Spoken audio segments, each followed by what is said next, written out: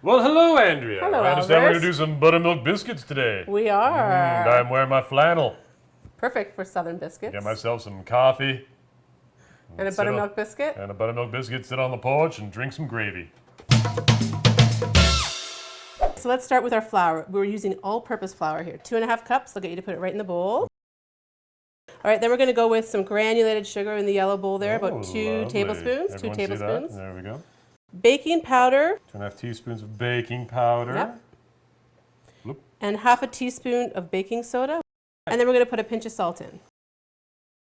So you just want to whisk it just a little bit, and this will take out the step of, what's it called? Sifting? Sifting. Thank you. Wow. I know So you words. don't need a sifter here, you just need a whisk. I know words, that's all I know. Perfect. All right. Step 1 done. I did it. Okay. Step 2. In any Grate biscuit, you're going to use either lard Uh-huh. or butter. Or butter. Okay, we're going to go with butter today.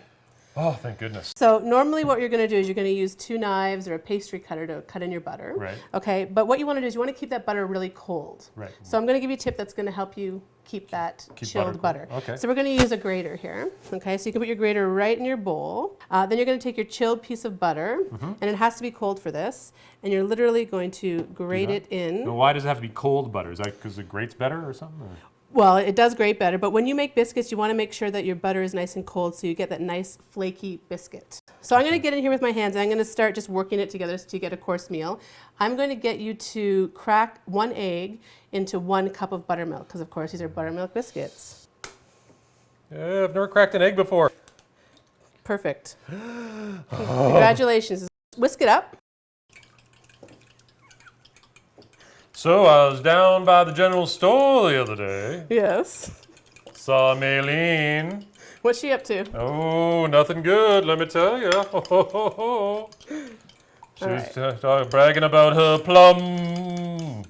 Pudding? No, just her plum. She grew the biggest plum in the county this year.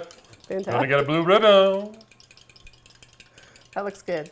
Yeah. That's a perfect whisk job. We're going to move on. Okay. Alrighty.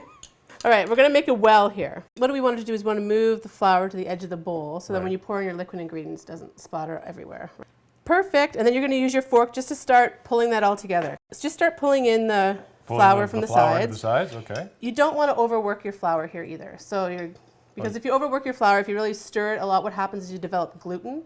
Okay, so now we're going to put this onto our work surface. And now we're going to knead it.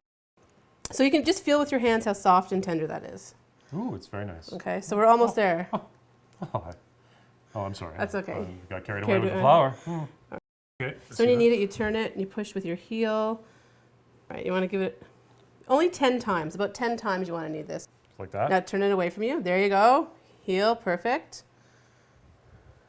Awesome. So what you're doing here is you're creating nice little layers because the butter is going to start layering up and you're going to get a nice flaky result. Perfect. If it gets a little bit sticky, you can put a little bit more flour on there. You're just getting a little sticky on me. Yep. It's getting a little sticky. I think we're good. Okay. Okay, so you can use a rolling pin here if you want, but really, you can just freeform It's it. very sensual. It is. It is. It's just like this is something you should do with your girlfriend or something, or boyfriend. You should. And then you just Let's turn that make over. that dough. Okay, let's put a little flour on top there. Okay. Now you can cut these into any shapes you want. If you want to use a cookie cutter, you can do that, but I find you get a lot of waste and you don't want to re-roll it out. Right, right. Okay. So we're going to just freeform this. Okay. So just maybe into a This is like jazz. Just gonna freeform. like jazz, like bake jazz, jazz baking, We need some jazz. baking jazz. Okay. This is my jazz when I do saxophone. It's That's very jazz. aggressive. That's what jazz saxophone sounds like to me. All right. That's it.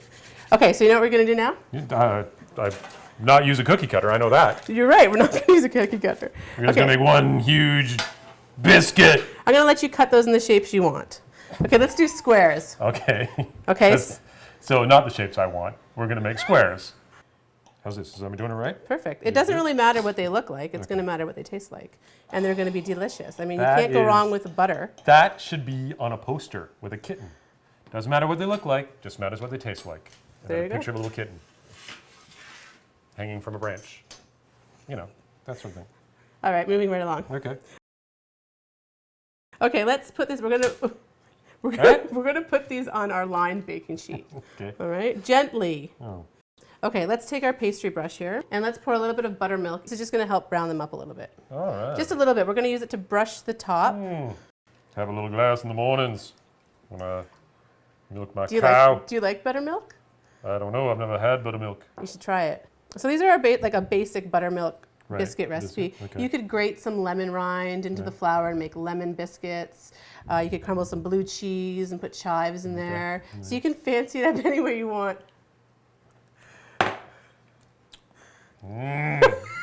Reminds me of home. Awesome. When someone puts something awful in my mouth. Yeah. There you go. Pretty tart. Yes. Okay, so now we are going to put these into a 400-degree oven. It's been preheating already for us. All right. Okay. Ah, nice and warm. They're going to take about 12 to 15 minutes. Again, it depends on how hot your oven is. All right. So now we got to stand here and wait for 12 to 15 minutes. Yeah. Hey, buttermilk biscuits. There we go, out of the oven, nice and hot. I can't believe it. That was easy. I mean, It was easy. I think we should try them. What do you think? yes. Okay. You know what? I have some jam. Well, it's a little hot. Yeah. Ow. Let's try it with some strawberry jam. Ah! Ah! Okay. Okay. And this was easy. Like it took 20 minutes max from mixing to baking to pull them out of the oven. Exactly, and that's why they're known as a quick bread. Oh. Good? That's good. Yeah. It's a good biscuit. Delicious. Delicious. Blue ribbon. Blue ribbon. Don't get me a pig. Thank you so much for all the feedback you've been sending us, all the comments and things. Tell your friends to subscribe to EZTV Online, and they can send comments to us too. And if you want to see Albert tackle another recipe, let us know what you want him to make. Yeah, I'll try anything. Anything. I don't like the way you said that. Don't forget to subscribe to EZTV Online.